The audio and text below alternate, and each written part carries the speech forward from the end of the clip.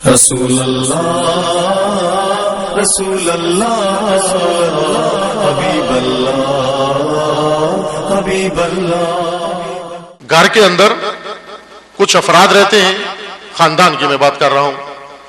گھر کے اندر کچھ افراد رہتے ہیں اور انہی افراد کے ذریعے ایک گھرانہ وجود میں آتا ہے، جسے ہم کہتے ہیں گھر اور گھرانہ۔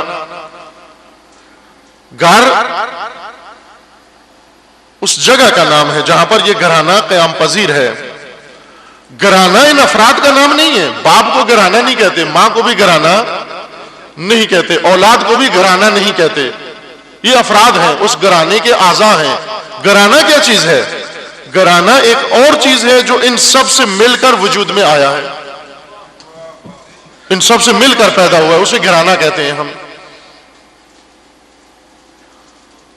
اگر فرض کریں 4 افراد کی ایک فیملی ہے، 4 فرد ایک گھر کے اندر رہتے ہیں، میاں بیوی ہیں اور ان کے بچے، ان 4 افراد سے مل کر ایک 5ویں چیز پیدا ہوتی ہے جس کا نام گھرانہ ہے۔ ان 4 کو گھرانہ نہیں کہتے، اس 5ویں چیز کو جو ان 4 کے اوپر قائم ہے، ان 4 کے ذریعے وجود میں آتی ہے، اس کا نام گھرانہ ہے۔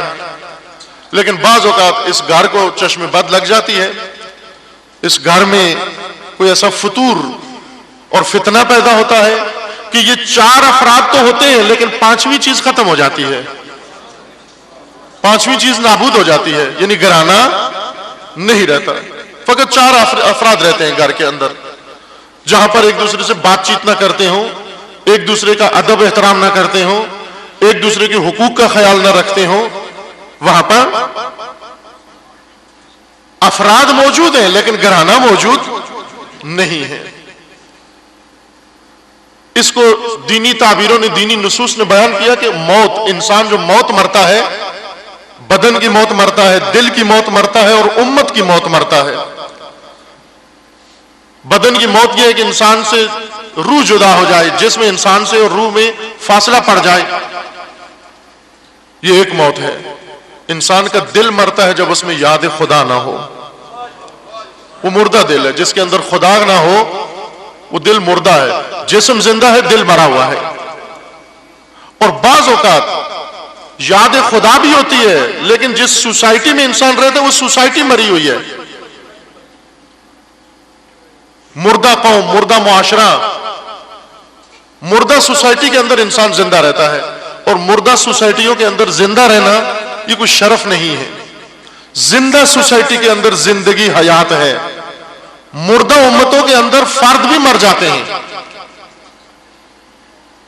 مردہ امت کا مثال جیسے جانور مر جاتا ہے، کبھی مردار ہوتا ہے اسے پھینک دیتے ہیں، اور جب وہ خراب ہو جاتا ہے اس میں تعفن آ جاتا ہے، اس میں کیڑے پڑ جاتے ہیں۔ یہ کیڑے جاندار ہیں، یہ کیڑے کھاتے پیتے ہیں، یہ کیڑے آتے جاتے ہیں، یہ کیڑے تولید نسل کر رہے ہیں، لیکن ایک مردار کے اندر زندہ ہے۔ یہ مردار کے اندر زندگی بسر کرنا کیڑوں جیسی زندگی ہے۔ مردہ سوسائٹی کے اندر زندہ رہنا کیڑوں جیسی زندگی ہے، اور کیڑوں کی زندگی اچھی زندگی نہیں ہے۔ جسم بھی زندہ ہو، دل بھی زندہ ہو، آپ کی امت و سوسائٹی بھی زندہ ہو، حیات ہی حیات ہو، پھر اس کے بعد انسانی شرف و مقام وہاں پر آ سکتا ہے، انسانی قدریں وہاں زندہ ہو سکتی ہیں۔ لیکن جب امت مر گئی ہو، روایت میں آیا ہے، بیان فرمایا گیا کہ امت کیسے مرتی ہے؟ فرمایا امت اس وقت مرتی ہے جب اس کے اندر امر بالمعروف اور نہی عن المنکر نہ ہو، جب لوگ لا تعلق ہو جائیں، جب لوگ بے حس ہو جائیں، جب لوگ اس منطق پہ عمل کرنا شروع کر دیں کہ تجھے کیا مجھے کیا۔ بعض لوگوں کی یہ تفکر ہے، تجھے کیا مجھے کیا، تجھ کو پرائی کیا پڑی اپنی نبیڑ تو۔ دین اس بات کی اجازت نہیں دیتا کہ جب اسے کہا جائے کہ یہ منکر ہے، یہ غلط چیز معاشرے کے اندر رائج ہو گئی ہے، وہ کہے مجھے کیا، اور جب خود غلط کام کر رہا ہو اسے کوئی روکنا چاہے اسے کہے تجھے کیا۔ یہ دلیل ہے کہ سوسائٹی مر گئی ہے، یہ دلیل ہے اس بات پر کہ معاشرہ مر گیا ہے۔ مرے ہوئے گھرانے کے اندر افراد ایسے ہی ہیں جیسے مردار کے اندر کیڑے زندہ ہوں۔ اسلام اس طرح سے نہیں چاہتا، دین اس طرح سے نہیں چاہتا. دین چاہتا ہے کہ انسانی زندگی بسر کریں. دین چاہتا ہے کہ تمہاری جسم بھی زندہ ہو، تمہارا دل بھی زندہ ہو، تمہاری روح بھی زندہ ہو، اور تمہارا معاشرہ بھی زندہ ہو، اس کے اندر بھی علام حیات موجود ہو. یہ معاشرہ ختم ہو جاتا ہے جب اس کے اندر بیماری لگ جائے تفرقہ کے نام سے. گھرانے کے دشمن انسانوں کو قتل نہیں کرتے، گھرانوں کو قتل کرتے ہیں. بعض گھرانے ایسے ہیں کہ عموماً ہم سمجھتے ہیں کہ یہ جادو ٹونے اور ان چیزوں سے گھرانے متاثر ہوتے ہیں. توجہ فرمائیں. ہمارے یہاں ظاہر فقیر ممالک میں ہمارا شمار ہوتا ہے. فقیر ممالک میں خوب سبھی فقیر ہیں، ہر طرح کا فقر یہاں موجود ہے، اور اس فقر سے مبارزے کے لیے، اس فقر سے نمٹنے کے لیے ہر ایک نے ایک راستہ اپنا ڈھونڈا ہوا ہے. کچھ لوگ جو پریشان ہیں، لیکن یہ بڑے اچھے لوگ ہیں، پریشانی کے اندر خود اپنی پریشانیوں کے اندر ہوتے ہوئے، غرق ہوتے ہوئے دوسروں کی پریشانیاں دور کر دیتے ہیں. ایسے لوگوں کو آپ کیا کہیں گے؟ بڑے ایثارگر لوگ ہیں. ہمارے عوام بہت ایثارگر ہیں کہ اپنی پریشانیاں ان کے اندر ڈوبے ہوئے ہیں، لیکن اپنی پریشانیوں کے ذریعے دوسروں کی پریشانیاں حل کر دیتے ہیں. مثلا گھر کے اندر پریشانی ہوئی، اس پریشانی کو لے کر جاتے ہیں کسی بابا کے پاس، کسی عامل کے پاس، کسی نجومی کے پاس، اور اسے کہتے ہیں ہمارے گھر کے اندر یہ مشکل پیدا ہو گئی ہے. وہ بابا کی بھی مشکل ہے، بابا کے پاس بھی پیسے نہیں ہیں، اس کا بھی گھر نہیں چلتا، اس کا بھی کچن نہیں چلتا. یہ جاتے ہیں اپنی مشکل حل کرنے کے لیے، بابا کی مشکل حل کر کے آ جاتے ہیں، اپنی مشکل وہیں دھری کی دھری رہ جاتی ہے. وہ ان سے بڑا ایثارگر کون ہوگا؟ آپ دیکھ لیں آج تک ان کی مشکلات حل نہیں ہوئی. گھر کے اندر مشکل پیش آ گئی، مثلا فرض کریں بیٹے کو شادی کرائی، اور اس کے بعد اب بیٹا ذرا بیوی کی طرف توجہ کرتا ہے، ماں کہتی ہے اس پر بیوی نے جادو کر دیا ہے. اب جادو بیٹے سے ختم کرنے کے لیے کیا کریں؟ بابا کے پاس جائیں. بابا سے کہتی ہیں کہ میرے بیٹے، وہ بھی بتاتا ہے کہ صرف بیوی نے نہیں کیا بلکہ ساس نے بھی کیا ہوا ہے، سسر نے بھی کیا ہوا ہے، بیوی کی خالہ نے بھی کیا ہوا ہے جادو. وہ کتنے اور بتاتا ہے، یہ سارے جادو اس کے اوپر ہیں. اور ہر جادو کے توڑ کے لیے آپ کو الگ فیس دینی پڑے گی، چونکہ ایک جادو نہیں ہے. اور اس کے بعد وہ سارے جادوؤں کا علاج بتاتا ہے. وہ علاج بتاتے بتاتے وہ داماد قبضے میں لیتے لیتے نتیجہ یہ ہوتا ہے کہ ایک چیز وہیں پر ویران ہو جاتی ہے. چونکہ اس نے کیا دانا پھینکا؟ کہا کہ بیوی نے بھی جادو کیا ہوا ہے اس کے اوپر، ساس نے بھی کیا ہوا ہے، اس کے پورے گھرانے نے جادو کیا ہوا ہے.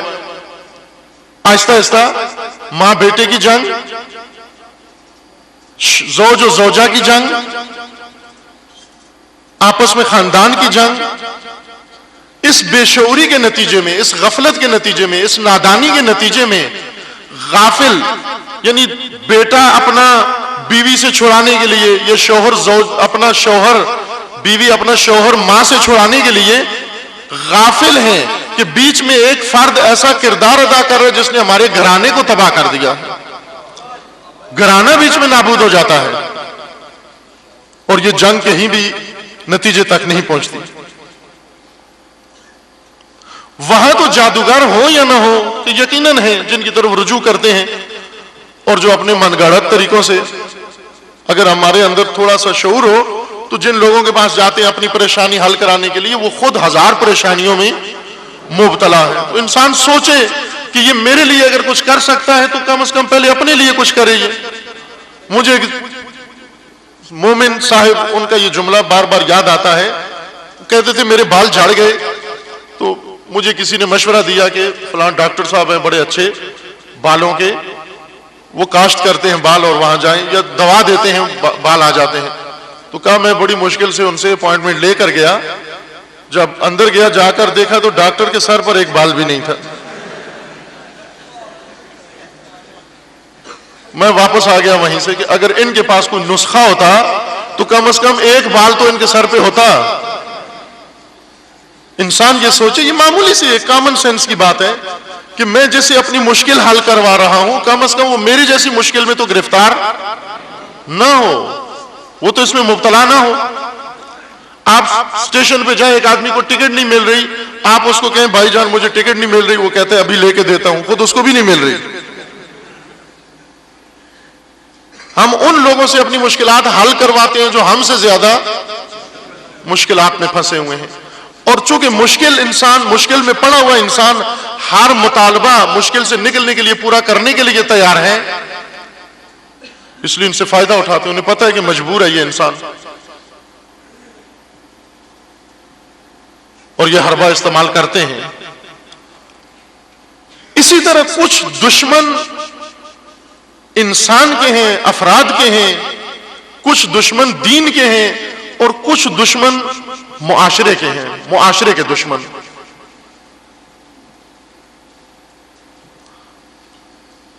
ایک مغربی دانشور نے ایک کتاب بھی لکھی ہے، اس کتاب نے کافی اثر بھی چھوڑا ہوا ہے روشن فکر افراد پر۔ ممکن ہے یہاں پڑھی ہو، بعض کتاب نہ پڑھنے کا یہ فائدہ ہوتا ہے کہ بعض غلط کتابوں سے انسان، اچھی کتابیں نہ پڑھنے کا یہ فائدہ ہے کہ غلط بھی نہیں پڑھتے۔ اس کتاب نے اچھا خاصا اثر چھوڑا بعض ممالک میں، بعض اسلامی حلقوں میں، روشن فکر لوگوں کے اندر۔ اس کتاب کا عنوان یہی ہے، اوپن سوسائٹی اور اس کے دشمن۔ اوپن معاشرہ، آزاد معاشرہ یعنی لبرل معاشرہ، اور اس کے دشمن۔ اور کیف انہوں نے اپنا ایک خاص معاشرتی تصویر پیش کی اور اس کے دشمنان کو ذکر کیا، لیکن یہ اسی فارمولے کے تحت ہے کہ معاشرے کی جو بھی شناخت ہو، جو بھی اس کا ڈھانچہ ہو، جو بھی اس کا عنوان ہو، اس کی ضرور کوئی نہ کوئی دشمن ہوتے ہیں، دشمن سے غفلت نہ ہو۔ دشمن ہمیشہ اپنے شکار کی کمین میں بیٹھا ہوتا ہے۔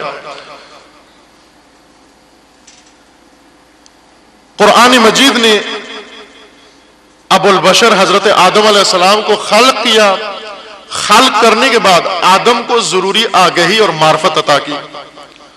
کچھ تو وہیں پر جہاں فرشتوں نے سوال اٹھایا، علم آدم الاسماء کلھا، ظاہر بغیر معرفت کے، بغیر آگہی کے آدم کے لیے زندگی کرنا، آدم کے لیے آگے سلسلہ بڑھانا ممکن نہیں تھا، اس معرفت کے بغیر چارہ نہیں تھا۔ ضروری تھی کہ وہ معرفت حاصل ہو، آدم کو دے دی وہ معرفت، لیکن وہ ناکافی تھی۔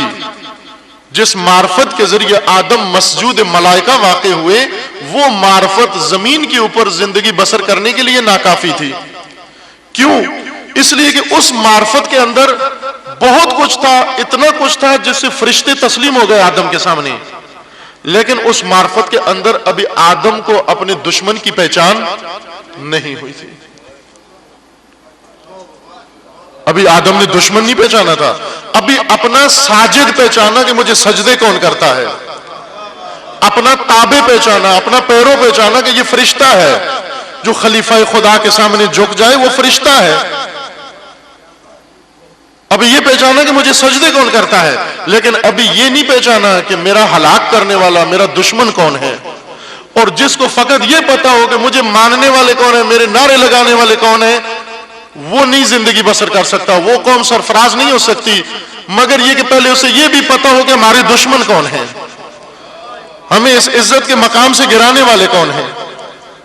ہمیں اچھے لگتے ہیں وہ لوگ جو ہماری تعریفیں کریں، جو ہماری تعریفوں کے پل باندھیں، لیکن تعریفوں کے پل باندھنے والوں کو پہچان لینا کافی نہیں ہے جب تک انسان ان کو بھی نہ پہچان لے جو خنجر آستینوں میں لے کے گھوم رہے ہیں۔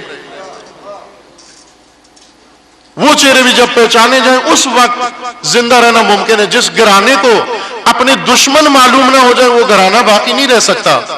جس انسان کو اپنا دشمن معلوم نہ ہو وہ انسان زیادہ زندہ نہیں رہ سکتا۔ جس امت کو اپنے دشمن معلوم نہ ہو وہ امت زندہ نہیں رہ سکتی۔